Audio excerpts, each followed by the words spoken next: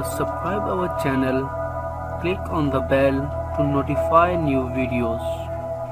अस्सलाम वालेकुम दोस्तों, अफ़गानिस्तान के सदर ने तालिबान को बहुत बड़ी पेशकश की है। वो पेशकश क्या है, आए आपको बताते हैं।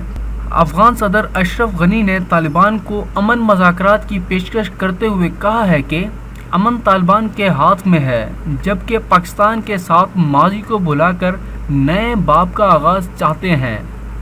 अफ़गानिस्तान मीडिया के मुताबिक काबिल अमन कॉन्फ्रेंस के इफ्तिताही सेशन से खिताब करते हुए सदर अशरफ गनी ने तालिबान के साथ अमन मुज़ाकरात की पेशकश की और इस सिलसिले में इन्हें काबिल में दफ्तर खोलने की भी पेशकश की है। सदर अशरफ गनी ने तालिबान और इनके अहल खाना को वीज़ा और पासपोर्ट की फराहमी का ऐलान करते हुए कहा है कि तालिबान रहनुमाओं पर आयद पाबंदी ख़त्म करने के लिए काम करेंगे। अफ़गानिस्तान सदर का कहना था कि तालिबान के साथ अमन अमल और जंगबंदी पर इत्तफाक किया जाना चाहिए।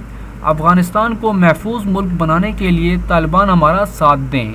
सदर अशरफ गनी का मज़ीद कहना था कि पाकिस्तान से भी मुज़ाकरात करना चाहते हैं और माजी को भुलाकर नए बाब का आगाज़ करना चाहते हैं। अफ़गानिस्तान सदर ने मज़ीद कहा कि पाकिस्तान अफ़गानिस्तान से हुकूमती सतह पर मुज़ाकरात करे, जिसके लिए बेहतरीन मुकाम काबिल है। दोस्तों, अफ़गानिस्तान की तरफ से पाकिस्तान के लिए एक हाथ तो बड़ा है, लेकिन इसके पीछे क्या सियासत है क्या नहीं वो तो वक्त ही बताएगा। लिहाजा वीडियो को लाइक करके शेयर ज़रूर कर दें। शुक्रिया।